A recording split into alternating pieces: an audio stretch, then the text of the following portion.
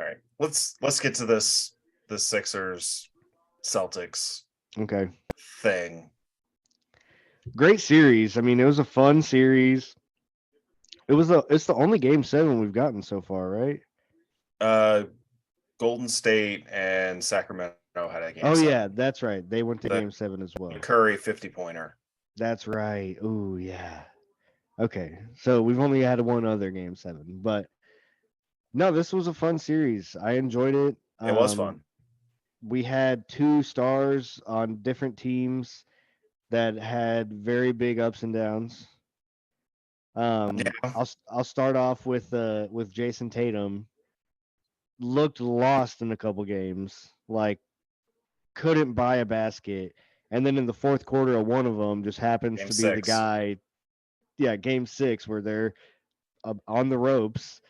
He ends up what 15 points in the fourth quarter or something like that. Like 15 three or straight 16. threes when they needed it down the stretch, and basically put the game in his hands. And then obviously game 7 was all Tatum at that point. But then we go to the other side where Harden was just completely up and down, like we've talked about. And dude, is it? I mean, you've said it a lot. I kind of want to just go ahead and give you the give you the floor here for a sec, but I do have to say, you do call it with Doc Rivers. I mean, he has something in him that just can't get it done at the end. So it is yours. All right. So, Doc Rivers.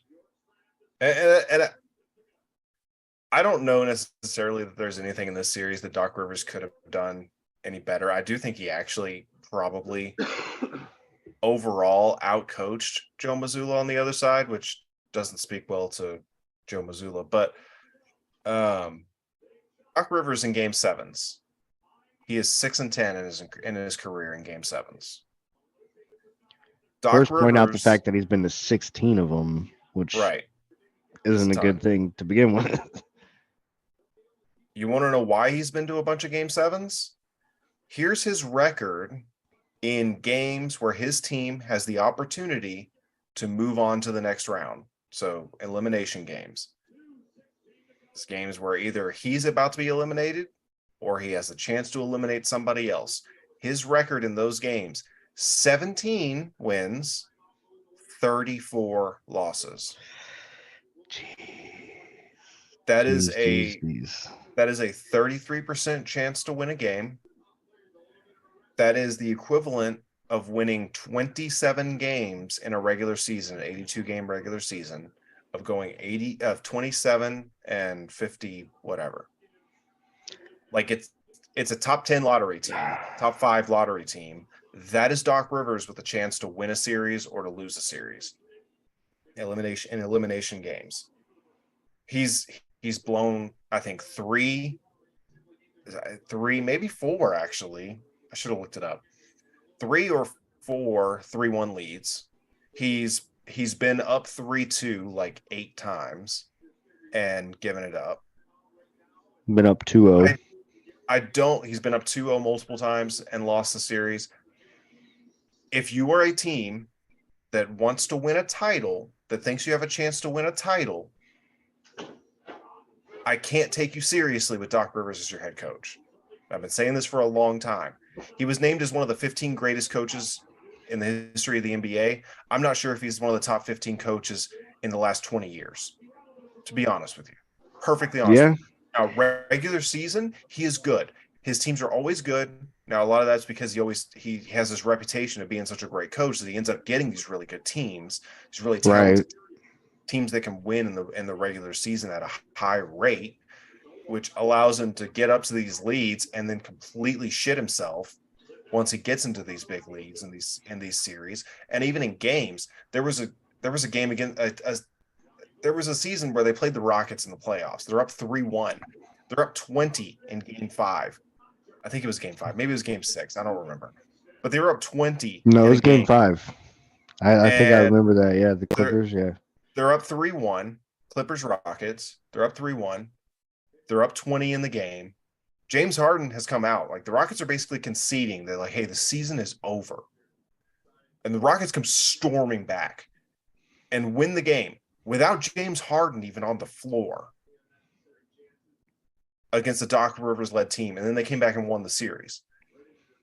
It's just unfathomable that I cannot believe that the 76ers went into this season that was so crucial. They knew this might be their last shot because Harden could walk, Embiid could decide he wants out, and I wouldn't blame him at this point. Yeah. They've got an older roster. PJ Tucker's like 57 years old. I don't understand how you can come into this season with Doc Rivers as your head coach when your stated goal for that season is to win a title. And you can't even get to the conference finals. No. They did the conference finals in 20 years. Yep. Allen Iverson was on the team the last time they went to the conference finals. Yep. Which is crazy because they've been in the picture a lot. For like 5-6 straight years now. Yep. They've been in the conversation. Yep. And now don't think that I'm just going to be giving it to Doc this whole time. Doc deserves a lot, but James Harden, absolutely stunning in game 1. Absolutely amazing in game 5. Or was it game 4? It was game 4 or game 5, which I think it was game 4. Amazing in game 4. 40-point games, both of them. 45 and 42, I think it was. Was absolutely terrible. I mean, awful in games 2 and 3. Like, basically just didn't even want to shoot, like, the whole game. He was okay in game 5. He started okay in game 6. He was kind of hot and cold there in game 6. And then just absolutely shit the bed. The whole team shit the bed in the fourth quarter of game 4. I mean, they couldn't score at all. They just couldn't score. They couldn't defend. Celtics started hitting some shots, and it just imploded. And then there's, they've got like 2-3 minutes left in the game. They're down by 7 or 8, and they're walking the ball up the floor because they know the game's over in game 6. They're still in the game. Like, show some urgency. Try and do something. Right.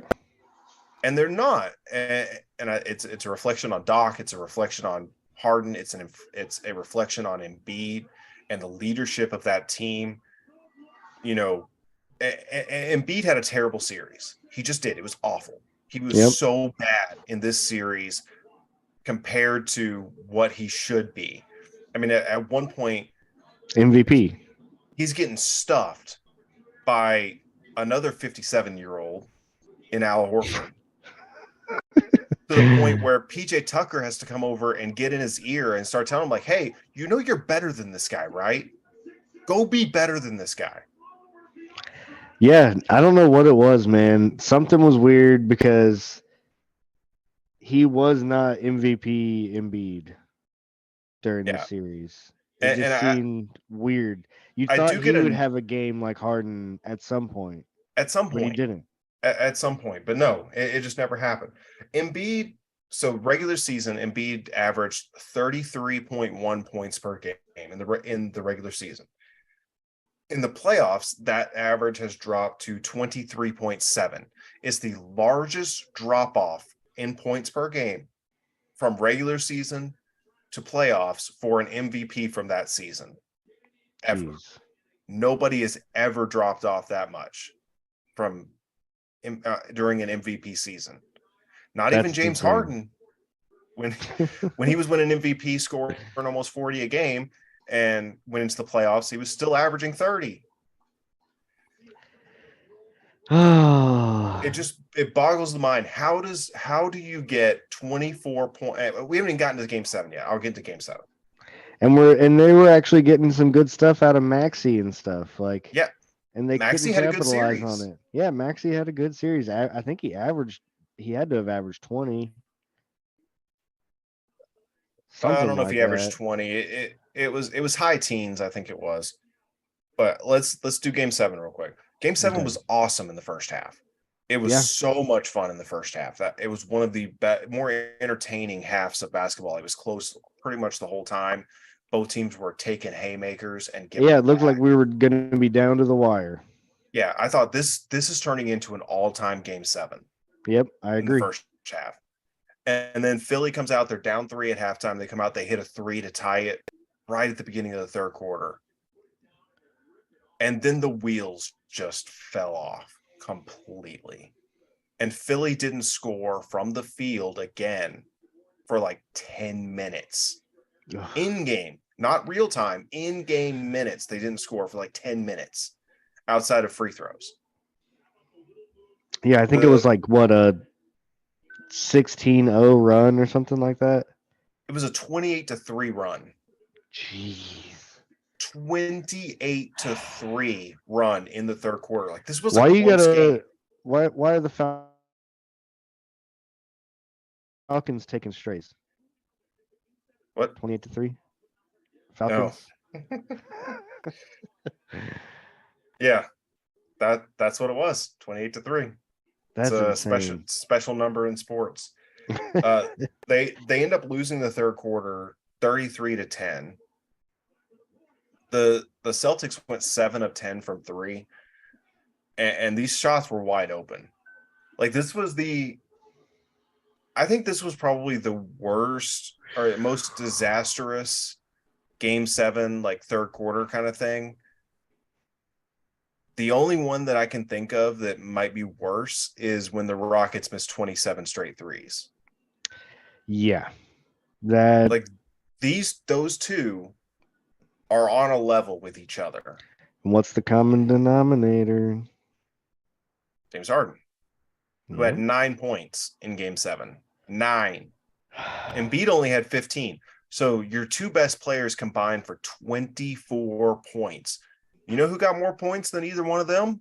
Maxey got more points than them. You know who else got more points than them? Everyone? Tobias Harris got more points than them. You know combined? Who had more points? Not combined. The leading score was Tobias Harris at 19. Oh, okay. But you know who had more points than James Harden? PJ Tucker had more points than James Harden. PJ Tucker had 11 points in the first quarter. Yeah, that doesn't make any sense to me. How in the world James Harden can score 9 points in a basketball game? He was not looking to shoot. He did not want to shoot. He had plenty of opportunities where he's going downhill, he's at the basket or close to the basket. He can do a little floater, or he can take it hard to try and get fouled or get to the rim and score.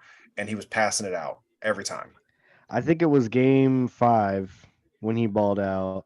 He had a dunk, and there was a graphic on the screen that was his second dunk of the season.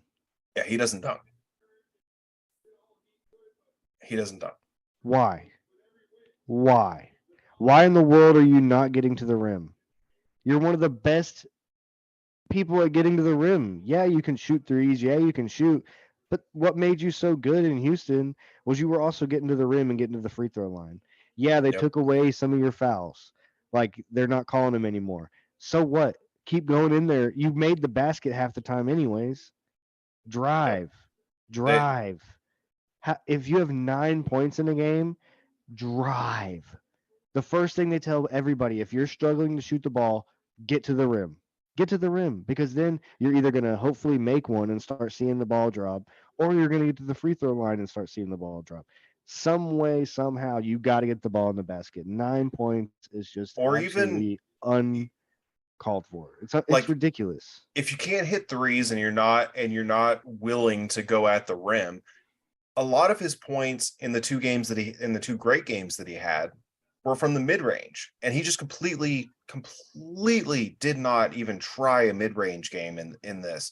It was there for him.